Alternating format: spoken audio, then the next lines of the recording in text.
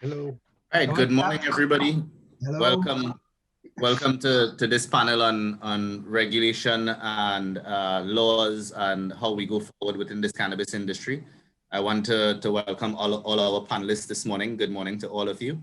Some very big names out here this morning. So I'm coming to you from the Caribbean. I know we have, now we've been scheduled for an hour. So what I think I'd like to do is give everybody a quick minute to introduce themselves, and I will start around and introduce you by name, and you can say a little bit about yourself very quickly before we get started. I'll start with Bob Hoban. If you can introduce yourself quickly. Yeah, good morning. Thanks. It's great to be here. Bob Hoban from the Hoban Law Group and Gateway Proven Strategies. Looking forward to talking about some of the regulatory chaos surrounding marijuana and industrial hemp globally.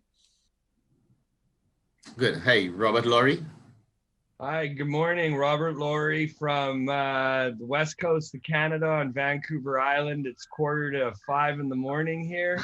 I'm an international lawyer with qualifications in England and Canada.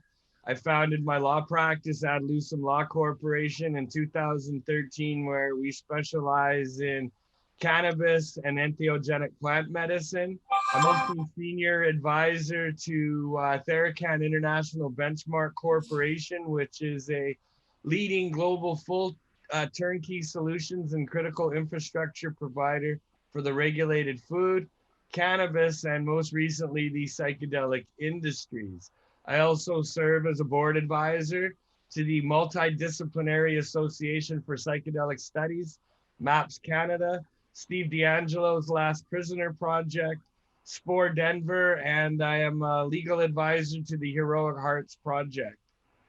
So again, pleasure to be here, Marcus, and back over to you, brother. Thanks. Dr. Dinev?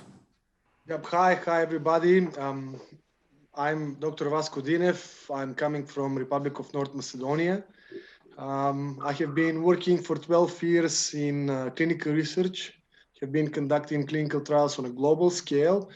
But in 2017, I discovered the world of medical cannabis, and I switched from pharma industry to medical cannabis industry. I returned at home. And in 2017, I opened my small consultancy company, which is related to clinical research and to medical cannabis. Medical cannabis production and consumption from a medical perspective is allowed in North Macedonia since 2016, but we have our legal bumps and hurdles. So hopefully 2020, end of this year, will be good for us, good for Medical Cannabis Society, where a new law will be introduced. Medical indications will be expanded, cultivation licenses will be much more defined, patients will be much more put into more broader perspective, and that's about it. Excellent. Mr. Robinson? Yeah, Dustin Robinson. I'm an attorney here in Fort Lauderdale, Florida. I'm the founder of Mr. Cannabis Law, which is a full-service law firm for the cannabis and psychedelic space. I also founded a nonprofit, a 501c4, Mr. Psychedelic Law, which is focused on using medical and spiritual research to drive legal reform of psilocybin mushrooms and other psychedelics. So working very closely with a lot of different nonprofits across the country, working on the legal reform related to psychedelics. Perfect. I'm not going to try to pronounce Mr. Farid's last name. He knows it's him I'm talking about. So Mr. Farid, go ahead. Thank you, Marcus. My name is Farid Ghehioueche, and in Arabic we say Ghehioueche, so it's quite complicated. I don't know. I'm French. I don't seem so, but I'm French, 49 years old, and I'm a grassroots activist, well known on the grassroots, but I had the opportunity to get about 10 times to the UN level to participate and lobby and represent the drug users and those who are in favor of reforming these international laws for several times. And so I'm also part of those who have been very active in France. I've built Cannabis Without Borders in 2009 in order to put in the public debate some of the issues and some of the claims from the people on the ground, and to try to make policy and to try to lobby the political arena. And then also I was in 2014 the founder of the French branch of Normal France. And we have now a group of about 1,000 activists in France, and that it's very interesting to see that now in France we have quite a good organization to lobby our government, because we have a very hard law, and we are still struggling for the freedom not only to form but only to speak in France and to give information properly, because the law is so hard. We are subject to a kind of censorship. And last but not least, but we have too many things that are appeared in the last months in France. First, an experimentation of the medical cannabis values on 5 indication that will start next March 2021. And the second thing is actually inside the French Parliament, there is an inquiry mission that is inquiring about all the different uses of cannabis, from medical use to industrial use to the so-called CBD market well-being use, and the what we used to call the recreational use, but only the non-medical use of cannabis for, I would say, the psychotropic effect that we find in it. So Excellent. thank you for this. Excellent, excellent. Mr. Lawson? Hello there. Hello to all the audience and hello to the panel. My name's Matt Lawson. I've been a regulatory barrister in the United Kingdom for over 25 years. And I'm also one of the co-founders, along with Stephen Oliver, of the Canna Consultants.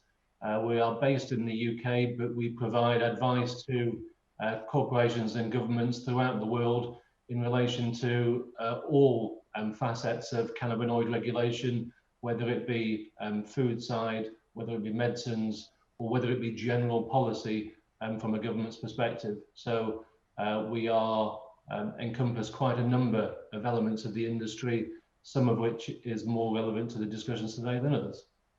Excellent, perfect. Mr. Albert? Hello, this is Albert Yo from Barcelona, Catalonia, Spain, Europe.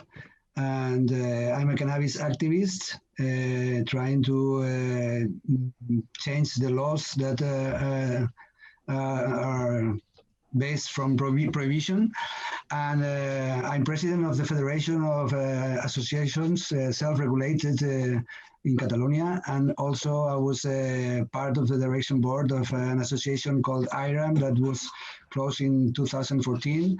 And we have had 6 trials, 3 acquittals and 3 convictions. And one of them is 5 years that I have to enter next Wednesday. And we're trying to use this with a campaign called Consumption with Rights that tries to make visible all the harm that prohibition is doing, which is really much more than the harm the plant does itself. And I copy 2 links in the chat. One is for collecting signatures for our petition to the Spanish government for a pardon, so we don't have to enter, which will arrive a bit late and we will have to wait from the inside. And the other one is a crowdfunding that we are collecting to afford all these expenses of lawyers and fines that we're getting millionaire fines of 2 million euros to each of the 3 people we have to go in prison. And this is a really very hard situation, but we are positive, like this, all our collective, and we think this can be useful to accelerate all the law changes that we need in the national level or in in the international level as well. So thank you very much. It's a pleasure to be here. I miss the female part. We are all, but I think it will be a good conversation. Thank you. Perfect. Thank you, Albert.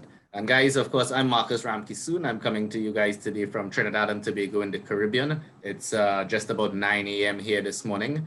I'm not a legal advisor or lawyer, but I am a cannabis advisor. I possess a little over 70 accredited certifications in cannabis, and I'm now doing a master's degree in cannabis.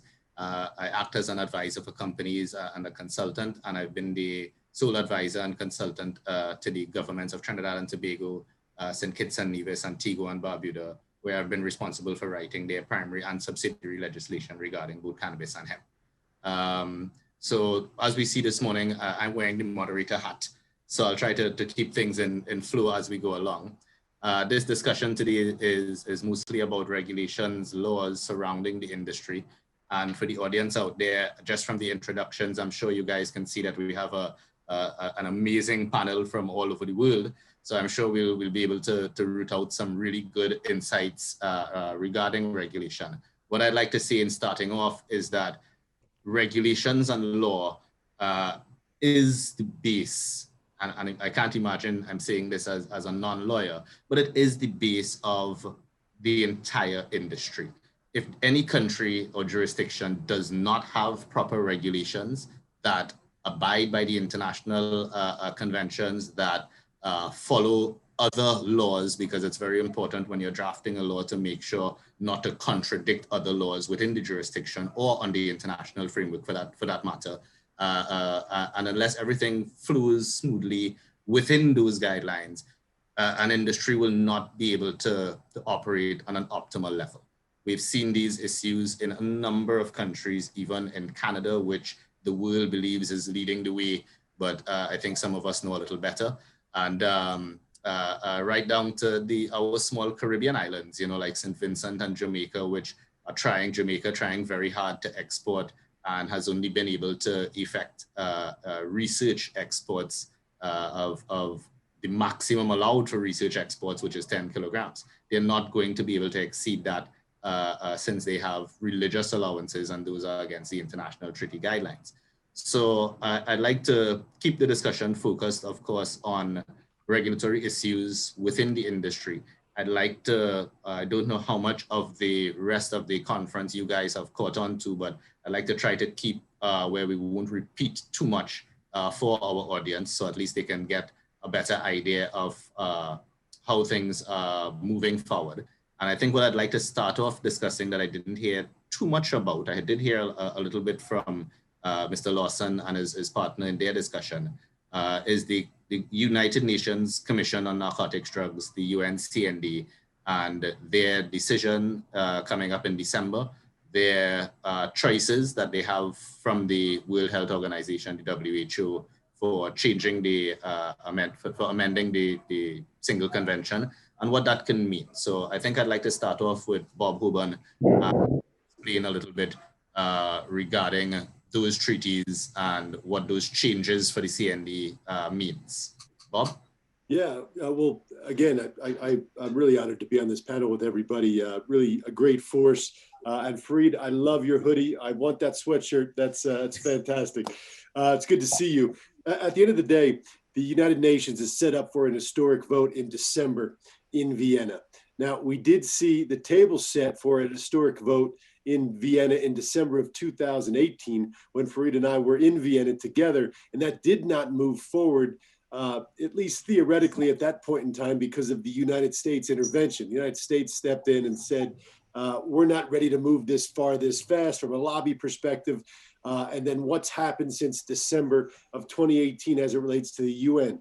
To your point, Marcus, the UN Convention, as most of us know, it forms the foundation, the framework, the backdrop for any uniformity possibility from cannabis laws around the world. Now, not every country is a signatory nation, and not every country's enacted drug laws actually meet the spirit of the UN Convention, but if we don't have some uniformity on a global level, we'll continue to see the treatment of this plant treat people differently, put people in jail, criminalize otherwise lawful commercial operations and continue to treat this plant disproportionately. So in short, in December in Vienna, we're going to see an historic vote, presumably, that will adopt World Health Organization recommendations, which are sixfold. They break down into two categories. One category is, let's allow non-psychoactive cannabinoids from hemp to be treated differently. The other category would be to reschedule the cannabis plant to a lesser designation instead of the most strict designation. And then to close that out, the United States has taken the position that it's in favor of cannabis rescheduling under the UN schedules, but it is not in favor of the differential treatment of the non-psychoactive cannabinoids. So that's probably a good place to jump off here, because if you don't have uniformity across the board, then the countries don't know how to act. And how can we possibly have this beautiful $76 billion global cannabis industry without any semblance of regulatory uniformity? Perfect. And that those are absolutely valid points in the sense of where it's going with the CND. I think what I'd like to add to that is one of the changes that they're about to make is to remove the definitions of cannabis and leave its essentials, if you will. Its essential being THC, which would remain on Schedule 1. And they talked about specifically descheduling CBD. They didn't say CBD from hemp, they said CBD. But in effect, the interpretation of the regulation or this proposed amendment going forward would be that all other cannabinoids that are not THC would be deregulated, if you will, or descheduled, in that regard. I see a few problems with that on my own, it being THC maybe not being the only intoxicating. I don't like to use the word psychoactive, guys. I prefer intoxicating. And may not be the only intoxicating cannabinoid that there may be in the plant. We may eventually elucidate another intoxicating cannabinoid. I would have preferred to see a definition that encompassed those things also. I'd like to go now to Dustin for a moment and see if he has any comment on this CND decision, or if you'd like to make any points according to what Bob made just now. Bob gave a great little overview there. I guess I'll add just a couple comments. And, it does come down to standardization, and even the title of this presentation, Cannabis and Hemp.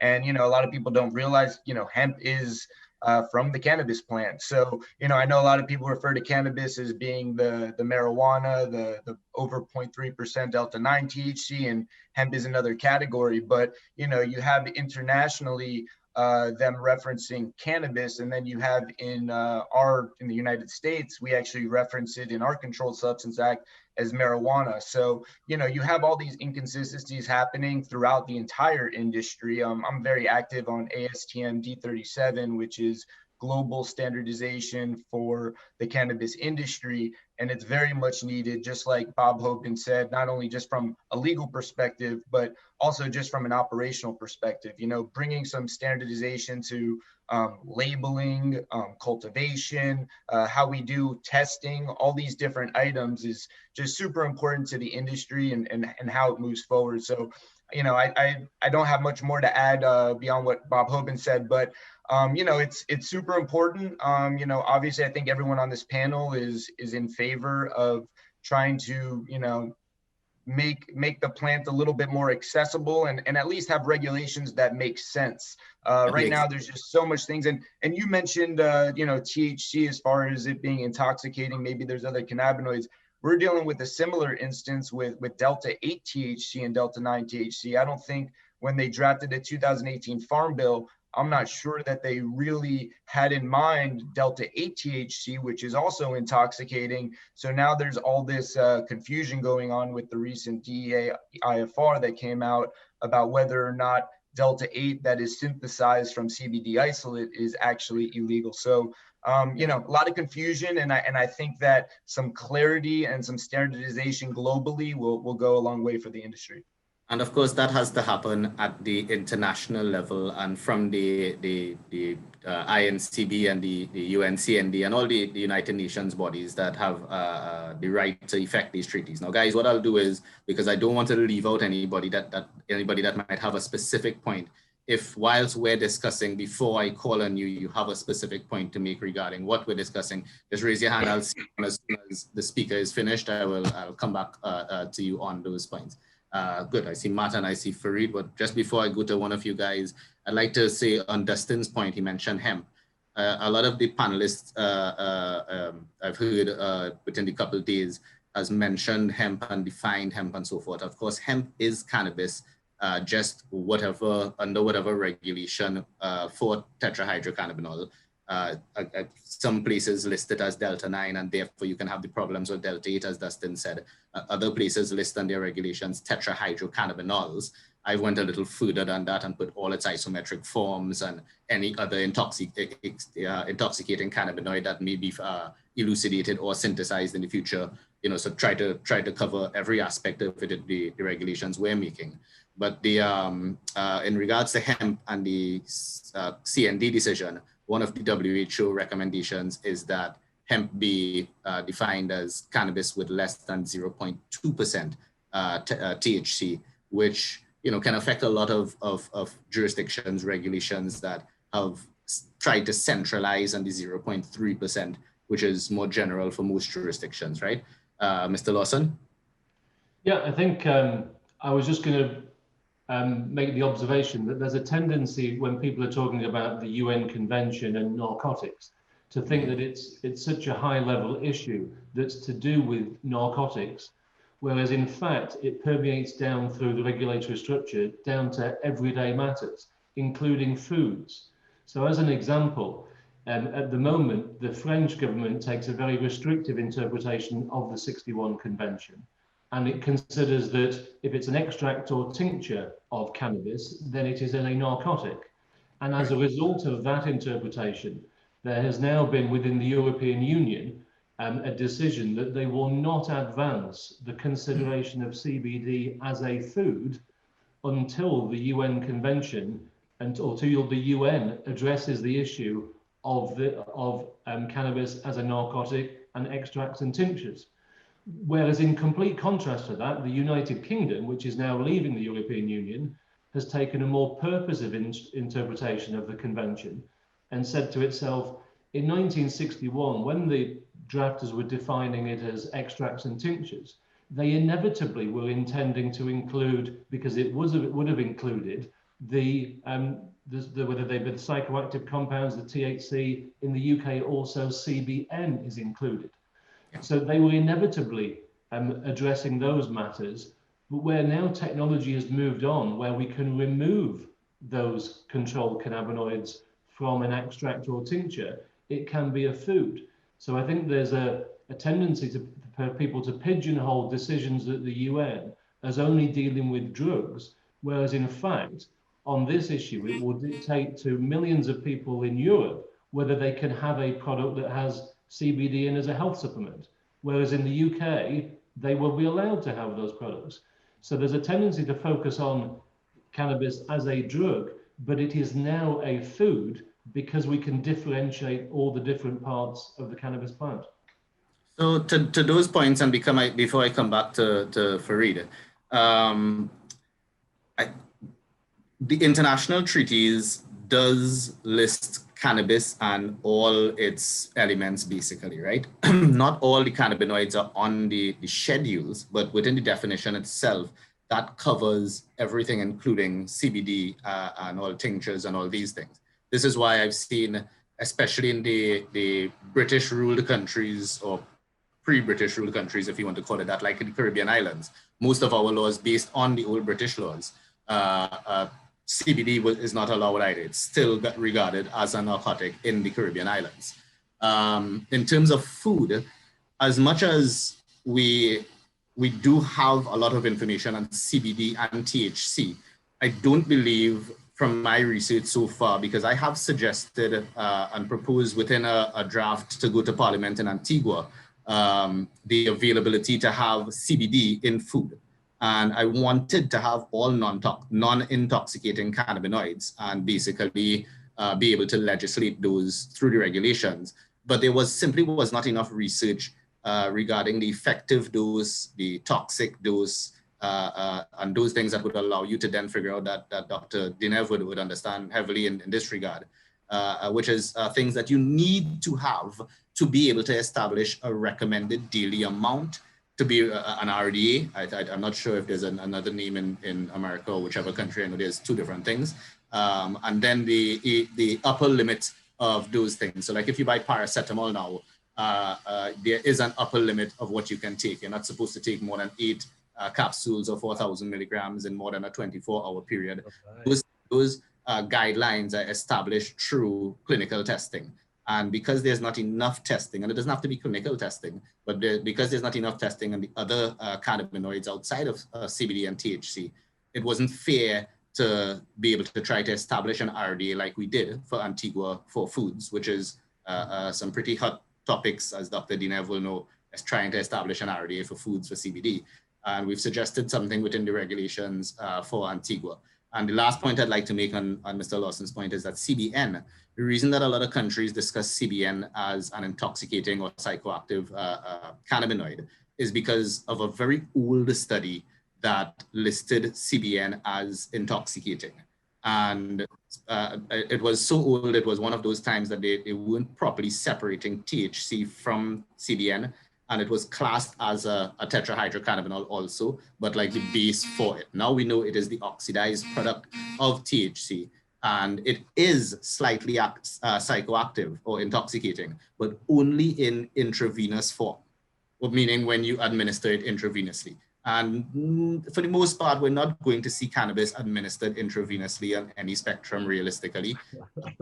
So I don't think we'd have to worry about that, but it is on the schedules from the international treaties, and that's why it's filtered down into all the laws. Farid?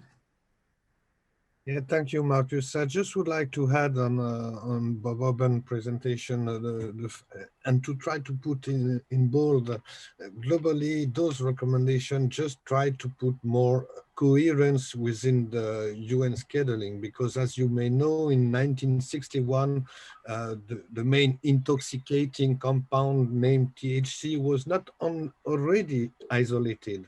And that's why they, after amended this 61 single convention with the protocol on psychotropic substances of 71. And so actually, if we look at the international legal framework, it is cannabis and cannabis resin that are written.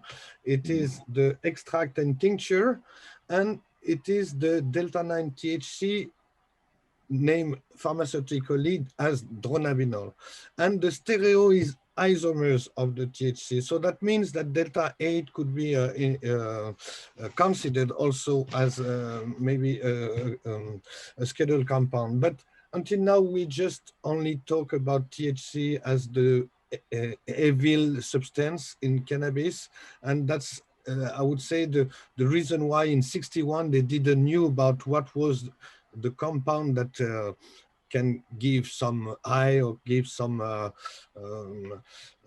effect, but we have to understand that cannabis has been put as a narcotic drugs in the early 20th century, at the time where the colonial system of the Westerners were very, very tough.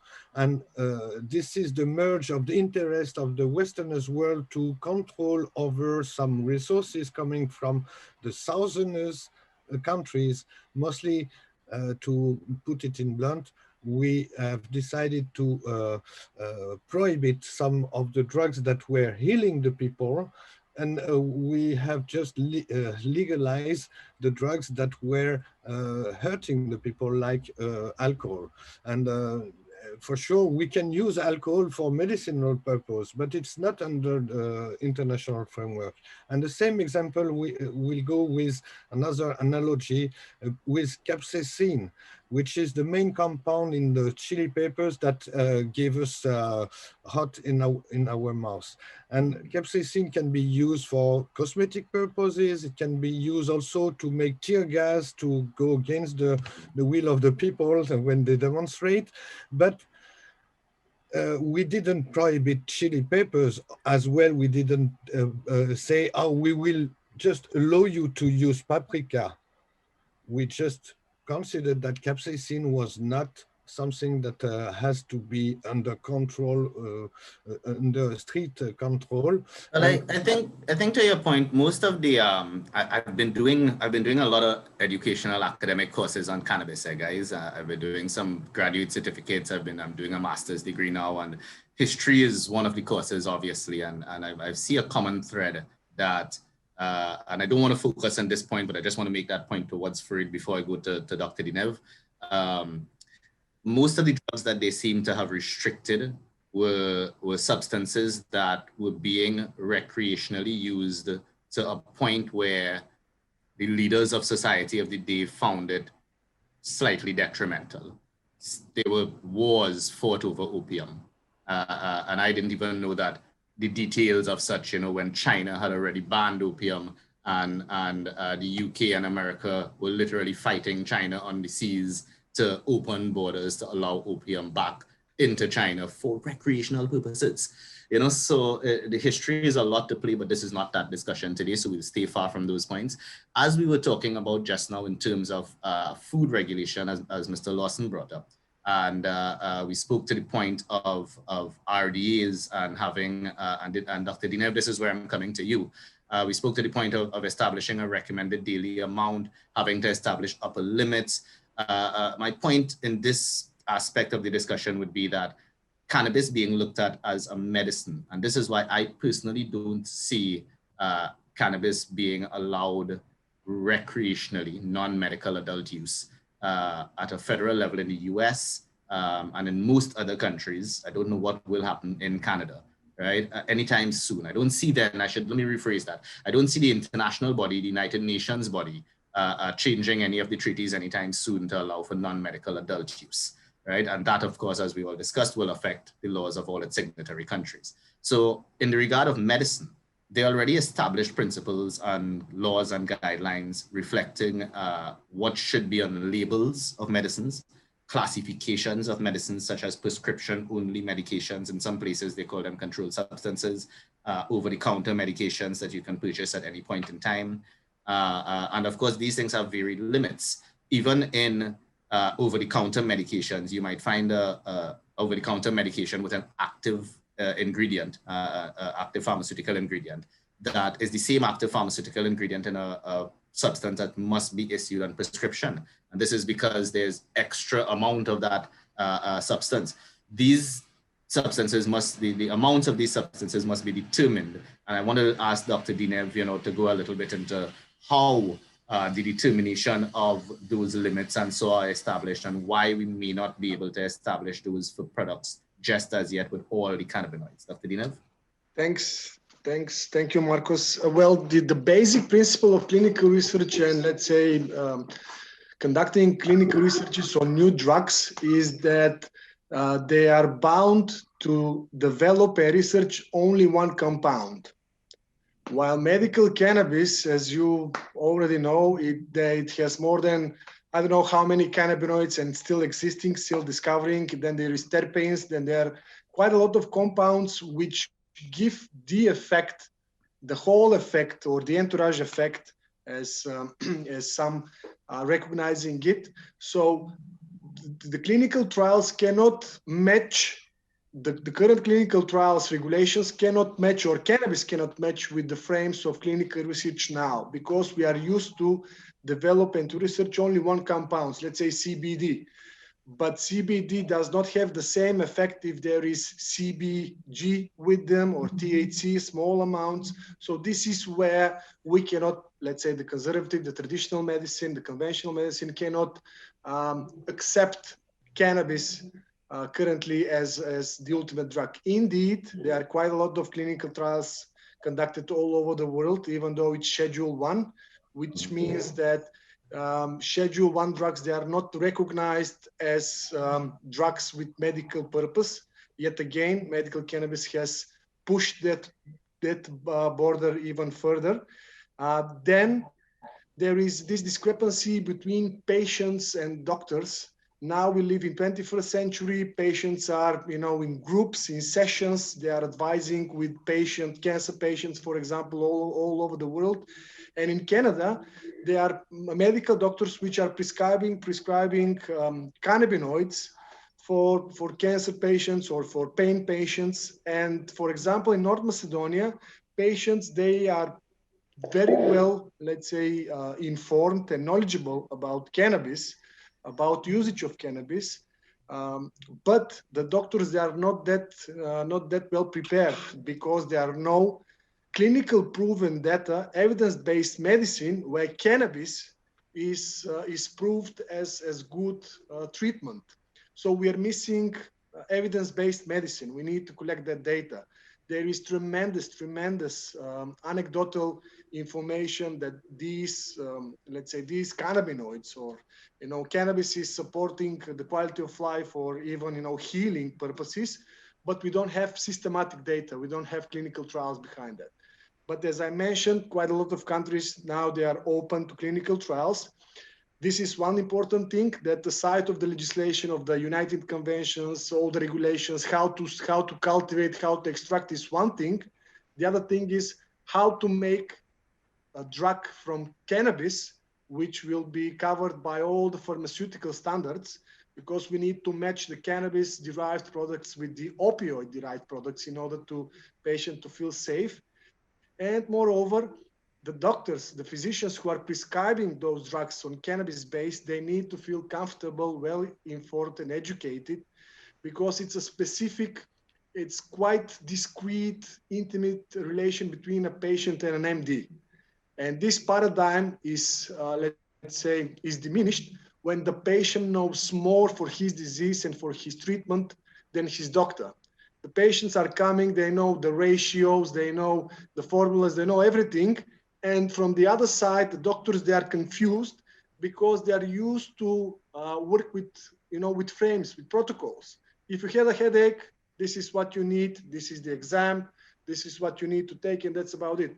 And now suddenly a patient comes and he's full of new knowledge, and the doctor is frustrated. So you have two options. One option is to start reading, if you're a real doctor, start reading and, to take the human side. And the other option is just to say, no, you need to take your regular meds, and that's about it, which is even more frustrating, because you are not entering this new world of medicine, which this patient has already dived in and he's already knowing, and most definitely he's using it without your doctor's knowledge. So maybe just, and I'm finishing up, so maybe all these regulations, which these team lawyers at this panel are right to push it. As MD, from my side of the table, the best solution will be to start working more patients to push and doctors to push legislation, because whatever we say about food, about drugs, about hemp and cannabis, I strongly believe that the topic is medical cannabis, and we are all patients at certain point of our lives. So the patients currently, the future one and the past one, we need to push, and we need to be much more organized and much more understandable, and acknowledge the fact that medical cannabis can work, but only with strong data, which is collected in a regulated frame, and this will work. I hope the audience paid attention to Dr. Dinev, because he made some very strong points that comes from the opinion of many medical practitioners, in my opinion. And medical practitioners need to see well done research, proper data as he described it, before being able to recommend anything, whether it is towards the regulation or towards a patient. Another big point that he brought up that I'd like to touch on in the regulatory discussion, and from that perspective, is something that we've seen in states like New York, something that I've instituted here in the Caribbean, which is part of the framework mandating physicians and indeed dispensers to take a mandated training course, which would include topics like the endocannabinoid system, dosing regulation, dosing and administration, and most importantly, in my opinion, contraindications to use, because cannabis is actually metabolized by the cytochrome P450 group of enzymes in the liver, which actually metabolizes 75% of all pharmaceuticals in the market. Sometimes there can be a drug like warfarin is one popular example I like to use, because a lot of patients on warfarin need warfarin to be able to function properly. And CBD or THC in certain amounts will diminish it almost completely, the effect of the warfarin medication in a system. And they'll end up with too much blood concentration of the medication, and it would not take effect in your body. It would not be metabolized. And those are things that are necessary to look at from the regulatory perspective, and are necessary for physicians and medical practitioners to look at, because they, again, in med school, up to now, they're simply taught cannabis is a dangerous drug. So for any government officials listening, I know that the guys in Thailand are listening intently to see how to guide their regulatory framework. I would make sure and put in those points also for some sort of mandated training for physicians. I don't really recommend it. I don't really recommend the need for a pharmacist to be a dispenser, as much as it is better. But I don't think that many parents sent their kids to school for 4 years in pharmacy to have them dispense cannabis only. So I think that opportunity should remain open to anyone that can pass the educational training in that regard. Now, guys, we're just a little about 3/4 of our time. And I know I haven't come to Albert yet, but I'm coming to you now. I see Rob has raised his hand. I see Dr. Dinev. So on this point, so Dr. Dinev, quickly, what do you have to say? Just food for thought, guys. We are all over the world, and I'm pretty sure that you have friends or friends of friends who are doctors. Can you ask them when did they first met with endocannabinoid system in their med books? And that's all. That's all. I have been working, I have been living. I come from medical family. So this is my question to you. And it's simply because, and for the audience who doesn't understand why, it's not because anyone was against it. Yes, it's because it was discovered more or less in the early 90s. And again, as the good doctor said, because of the level of data and studies that are needed before publishing things, usually it has not reached medical school textbooks yet. Hopefully within the next couple of years, we'll see them. There are courses, and many medical schools, not to discount any schools and universities, are putting forward at least courses within their framework now. So again, by the next generation of doctors, we should see a lot of difference in that regard. One sentence more, Marcus. I have been quite, let's say, neophyte. I'm since 2017 from pharma industry to medical industry to medical cannabis industry. What I have seen is within these 3 years, 17, 18, 19, and 24 years, let's put it like that, medical cannabis has evolved tremendously rather than in the past 10 or 20 years. So even though the endocannabinoid system is discovered now, I strongly believe that in the next 5 years, we will come to where we would like to be.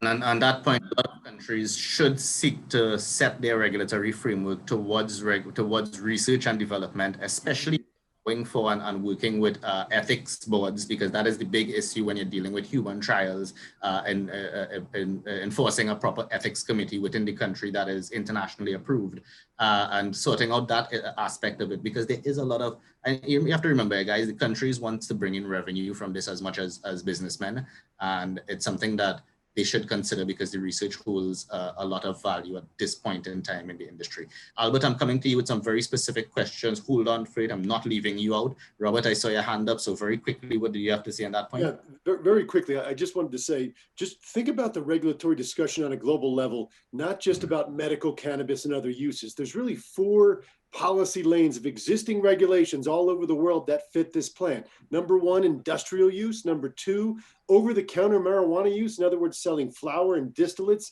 in their natural state above 0.3%. There's the nutraceutical, the food, the wellness lane, which is mostly non-psychoactive or non-intoxicating cannabinoids from industrial hemp. And then the fourth lane is the pharma lane. All four of those lanes exist. Only two of those lanes are medical. So it's not regulation of medical cannabis versus other. It's there's existing regulations by use. And if we reframe that discussion with the foundation of rescheduling at the United Nations, then we can have a debate and a discussion. But unfortunately, we get too boxed in, and I don't make light of it, but we get boxed into here's the medical uses, scientific uses, studies, research. All that's great. But at the end of the day, we don't need to do that until we have a viable industry along the way. We don't have to do that first and then go. Those are the four lanes that exist. And I'd urge everyone to sort of think about it. I've advised over 30 countries around the world on this topic. I've written legislation for the vast majority of those countries. They think of it in those four ways. They don't think of it as medical use and other use. They think of it as industrial, over the counter, wellness and food, and ultimately pharma, and those lanes do exist already. Well, I think the issue that I think we were trying to identify in that regard is when it comes to the food and the food aspect of it and the over-the-counter products, so even prescription-only products, the issues that we're seeing is from a regional, local, and international level, meaning that as I was discussing with Dr. Dinev, there are established regulations for classification of medicines, labeling guidelines for how those products are supposed to be. And the cannabis, especially the medical cannabis in the US, right? The edible products, any of those stuff, they're simply not following any of these guidelines. And because there's a contradiction, within the law and framework and what is actually practice now within the US, especially cannabis industry, and even the Canadian cannabis industry to a point, because they are not following the guidelines of what those medications already have established for, umpteen years, decades.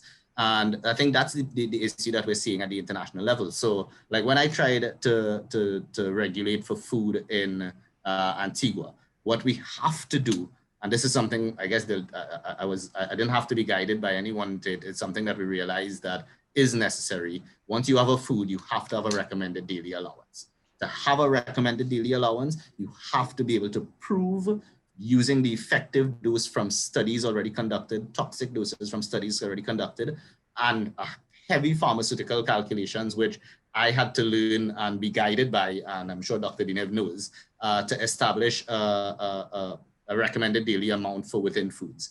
And until that level of regulation is seen within the policies and within the laws guiding food guidelines and even over-the-counter and pharmaceutical products, it's not going to be in compliance with any international standard for those types and classifications of products.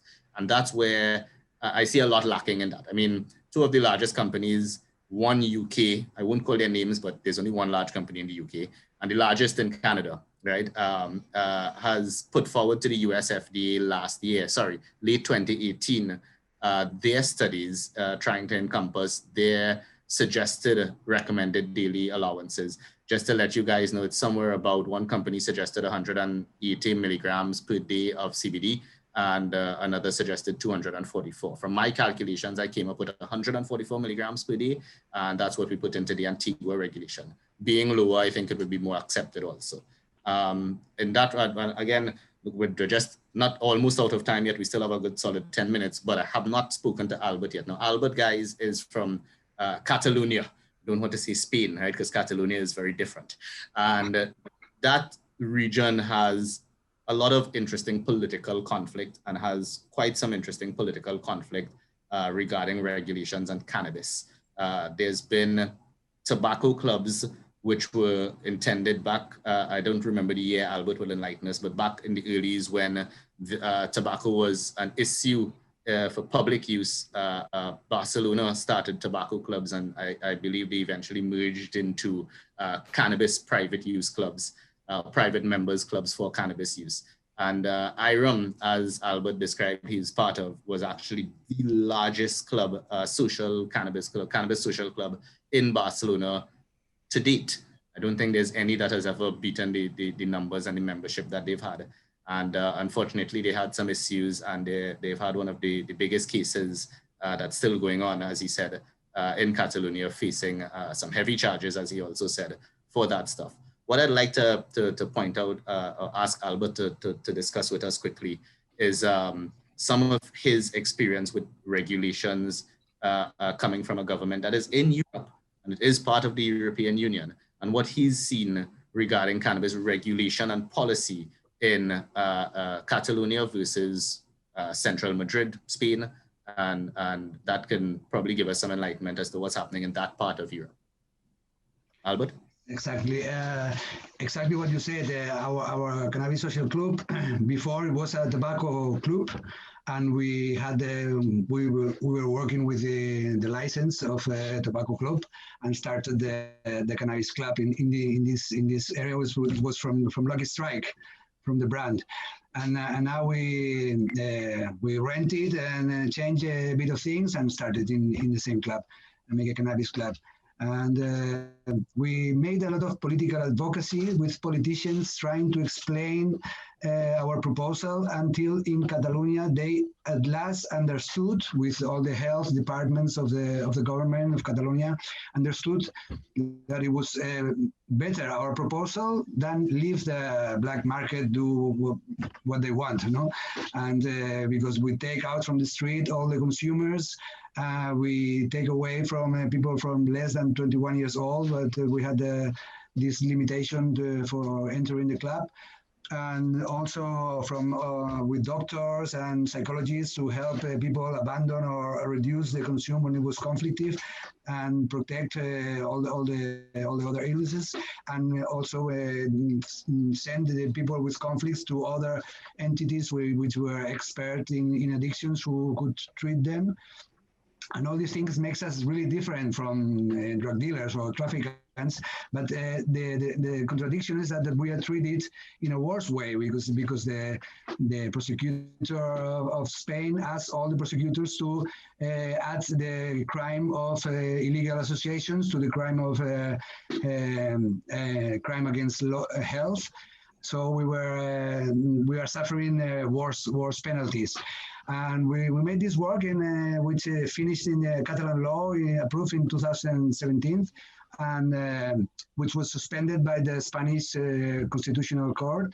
And like a lot of social laws that were approved in Catalonia, so it's also something about this conflict. And in fact, on Wednesday, I'm going to the same prison as the political prisoners are from the Catalan government in jail. So I will have the chance to talk with them, and also maybe figure out some opportunities to build new proposals in a political way. So this is a hard moment for us.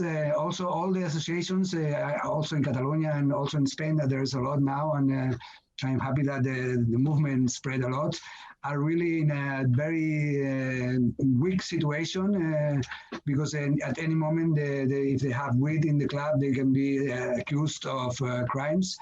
And we need to solve this situation. But I think that this model we started here has been exported in different countries, and it's a shame that we are suffering this situation when we are trying to propose and build and work in a positive way. Mind you guys, I love the cannabis clubs in Barcelona. They're one of my favorite places to be. Their lounge, I won't say regulations because it's sort of written law. I don't know what to call it. The lawyers might know better, but it's kind of a more policy rather than within their regulatory framework itself. But their guidelines for lounges and dispensary areas, also especially lounges, is something I think the US should look at, especially or any country. Because they have really nice guidelines for extraction of air and everything. It's perfect, actually. Now, guys, we have just about 6 minutes left, right? And there are 1, 2, 3, 4, 5, 6, there are 8 of us. So I'll ask each of you all to make a quick closing comment before we close off the group. I know time flies, but hey, we're having a great discussion, and that's how it goes, right? We wish we had 3 hours, but we don't. So I haven't said anything. How about I haven't come to Robert Laurie? No, man. I think I came to you right after to Robert Hoban. I came to you second. I know I came to you second. No, right? I just gave an intro. I have to say this is, well, look, I don't want to use up my oxygen here. So look, I can't forget my good friend Robert Laurie. He's my colleague. Uniformity on a global level. Well, you can't just blindly follow Canada or Colorado or Washington without understanding the constitutional background and framework. I mean, when I was at law school at Oxford studying full European Union law, I mean, the UK is the closest to federalism they have as being in the EU versus how we have in Canada with our provincial federal and the states with their bicameral state federal. The issue is some of the disconnect that might work at a state level that then you implement into Canada at a federal level may not translate, again, between the division of powers between provincial and federal, which is exactly why we're having issues in Canada between the licensing of the cannabis at the federal level and the distribution and sales of it, whether that be medical or recreational at the provincial level. They use the example of when Vancouver decided to regulate dispensaries and cannabis a good 2.5 years before it became legal at the federal level. They followed Colorado and Washington. And the example is, well, it's best practice. They're the best practice for right now. And the irony is none of that best practice had to do with land use, which is what the municipal government had authority over.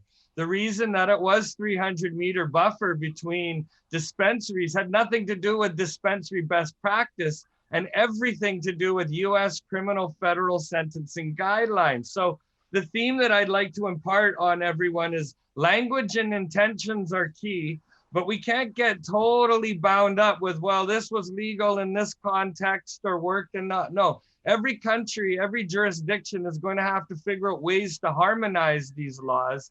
And then the laws between the federal, national jurisdictions and international obligations, again, there's going to have to be a way to harmonize these without losing the importance of the language against the context of the constitutional and government frameworks that unfortunately are the political realities when dealing with state and multi-state players. Yeah, I'll leave it there.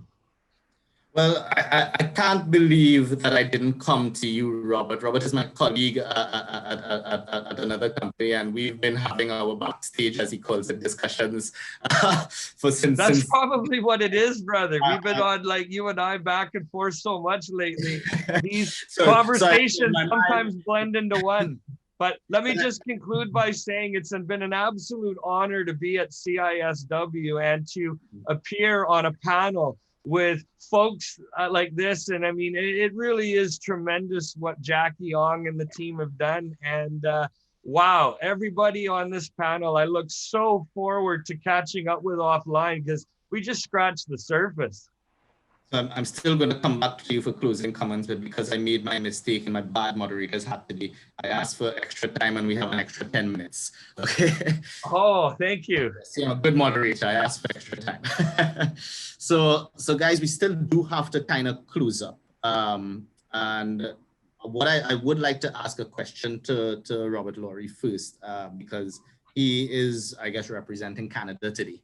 And one of the main points that he and I have discussed, and we've seen a lot of countries misinterpret, is the right to export. You know, I've been discussing with Robert that one has to follow the export guidelines of the international treaties, which means that any country exporting or importing has to be in full compliance with those treaties. And, you know, most of the world seems to think, well, Canada is exporting all over the world, but it's not really Canada. So I'd like Robert to explain that a little bit more as we get into it. Don't worry, I'm watching your time and stuff. We're good. Sure. I'll keep this real brief. See if we can do it on a 40-second shot clock here. Basically, the export is limited to effectively scientific and medical research. It's very limited. So that means that Canada hasn't been sending massive exports anywhere. In fact, Canopy and Aurora and a number of the larger licensed producers have had to go and actually set up shop within the jurisdiction that they seek to operate so as to avoid shipping anything over or across a international line so as to remain compliant. And I mean, we've kind of scratched on it, but the end of the day, the international banking regulations really limit what can be done. I mean, I work for a company called Theracan that's Canadian, but re-domiciled to Panama in 2017 after the Panama Papers. And we've been advising central banks and governments, and effectively you are limited to what you can do with respect to the banking, and no country is going to risk their international closing systems on corresponding banking, corresponding banking. Exactly, where cannabis and medicine is just one narrow, very sliver of international commerce, and the reason that companies use or require clearinghouses internationally. And really the risk is, are you prepared to compromise everything for cannabis at this time? And that is really why we have to change the international rules, harmonize them so that we can actually engage in commerce to the same degree we do for all other legal and regulated products. Now, one point I'd like to add to what Robert said is that it's not just the medical and scientific aspect. It's a matter of commercial exports are allowed, but they have to follow very regulated guidelines. And for them to engage in those exports, both countries must be in full compliance. This is why countries like Canada— Thank you. Yes, that's a great point, Marcus. Thank you for clarifying that. Countries that have non-medical adult use or recreational, or commonly called recreational use, not allowed by the INCB to engage in exports. So like Canada has been shipping to Australia, for example. And I remember when I was in Nimbin with Michael Balderstone of the Nimbin Hemp Embassy, they all wanted to know about Nanaimo. And I'm like, look, you can't grow cannabis outside in Nanaimo like you can in Nimbin. When are you guys going to stop bringing sand to the beach and develop your own domestic medical program? And then you're not going to be relying on Canada at the end of the day. Right. But no, you're 100% right, Marcus, that there has to be the reciprocal nature between the two countries. And well, provided there's something that both countries can justify as being under the medical or research rubric. But again, of course, within a commercial background under those umbrellas, you can get away with a lot more. But again, it's all at the risk of, does Canada want its banking yanked at the international level? Canada, can probably get away with a lot more than, say, Mexico right now. But again, its international banking will allow all to participate on a level that is commensurate to an international industry. And of course, with all of us speakers here, I will ask you all you'll have probably a good solid minute here to make your closing comments. So any points that you've seen, I see Bob busily writing, so I think he has a few points to make. You're welcome to put forward in your closing comments. And that banking statement, what I'd like to say is, because I had to do some research on it just very recently, it's not necessarily the aspect of cannabis being illegal at a federal level in the United States that causes the banks not to be able to engage in business. Because as of now, there are a little over 700 banks in the US, some of them regulated by the federal government, by the US Federal Reserve, and a number of other federal bodies that are engaging in business with cannabis businesses. And they're engaging with businesses that are following FinCEN regulations and FATF guidelines and anti-money laundering international laws, and ensuring that they have proper tracking, monitoring, and those things. So realistically, banking is allowed once you're following guidelines for controlled substances, right? Just like banking for opiates is allowed, and the opium 100%. is producing right now as plants, the banking for that is allowed too, because they're following certain international guidelines. So for any regulator and any policy maker, I'm saying this especially for Thailand again, because I guess that their government may be listening in terms of getting ideas for their regulations. Follow along international principles that are standardized. Understand that cannabis is not a different product from almost anything else on the planet. If we're regarding it as a medicine, then we have to look at it from a medical perspective. If we're regarding it as a food, we have to look at it as a food perspective. Cosmetics, same thing. And they already established guidelines guiding all of those industries. We have to be compliant with those guidelines when making policy and with the international principle at the same time. So guys, a minute each roughly. I'd like you all to put in your closing comments. I'll start with I wouldn't go last first, I'll go almost last because I forgot Robert. Albert, I'd like you to make your closing comments first. Yes, very quickly, I'd like to thank you to the experts.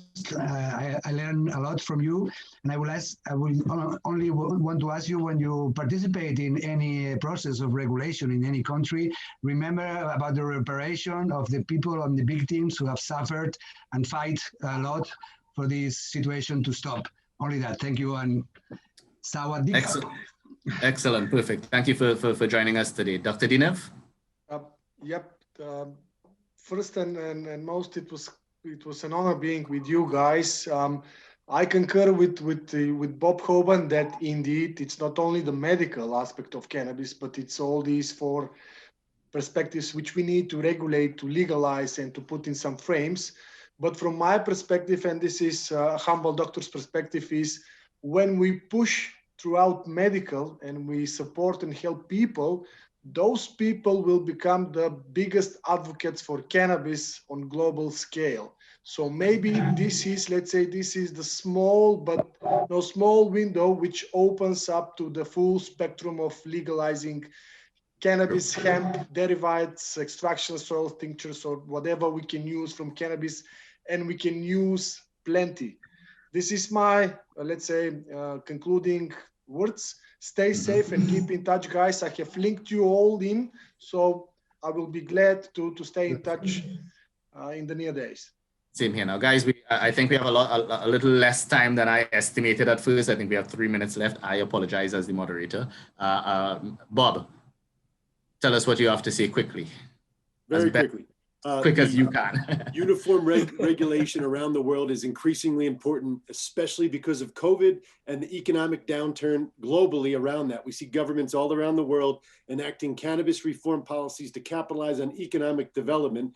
So it's more important than ever. It's more important than ever to have industrial hemp regulated on a uniform basis, because that commerce is existing on a major scale all around the world. And we've seen a green wave in the United States. We see Mexico coming online very, very soon. It's a game changer, so stay tuned. But it all starts with the United Nations, and that's where Farid and his efforts really come into play. Perfect. Oh, that was a lot shorter than I thought there. Farid, closing comments really quickly. You're on mute, buddy. You're muted. Take off your mute. Yeah, thank you very much, and all the best. I hope that the vote will be in favor of trying to get cannabis as a medicine for the patient. And then I hope that you will help us in France, because we have to blow up the French lock, which has been at the early history of the prohibition. Thank you very much. Perfect. Matt? I think clearly we all hope that developments at the UN in December are positive. If it turns out that there are some setbacks and not everything gets passed, that shouldn't absolve governments from seeking to work together to have at least some level of unification across their borders. We have situations whereby if you can't get everybody on board via the UN, at least try to have smaller enclaves of assistance and harmonization between your governments, in order that there can be some advantage to the people who can gain access to these products, whether it be foods, whether it be medicines, or whether it be research in academia. Perfect. Thank you. Dustin? Yeah, I think a lot of what we're talking about here is that a lot of these guidelines already exist within these 4 channels that kind of Rob mentioned there. You know, if we're talking about food, or we're talking about dietary supplements, or we're talking about the pharmaceutical route, the guidelines are there. And, you know, I think I hear a lot of talk about natural versus synthetic, and a lot of the advocates for the natural substances, both in cannabis and psychedelics, they really are opposed to the synthetic, but there's a place for the synthetics. And when you go the pharmaceutical pathway, there's a reason. When you're trying to get a drug, you need consistency and quality to make sure something gets passed as a drug. So I think there's a place for both natural and synthetic compounds with cannabis and psychedelics and any other drug. So I think it's just opening up your mind, understanding that these guidelines already exist. We just got to kind of figure out how we fit into each of these guidelines. And there's a place for, you know, these substances in all sorts of different forms. Perfect, Dustin. I actually thought that synthetic point was something I'd hear from the good doctor. But guys, thank you all for An excellent discussion. Thank you for moving around time. I wish we had more time. We have so much more we'd love to say to the audience, but I'm sure CISW would engage in another conference very soon. They've done an excellent job so far, in my opinion. I'm sure we all share that opinion. To the audience out there, I hope you've learned something from us today, and you can contact us all on LinkedIn, I believe, and a number of other places. Thank you guys so much, and have a great day, evening, morning, night, wherever it is in your part of the world. Thanks, guys. Sawadee ka, sawadee ka. Thank you. Sawadee ka. Sawadee ka. Bye. Bye-bye, guys. Bye-bye. It's a pleasure. Bye-bye. Bye. Thank you.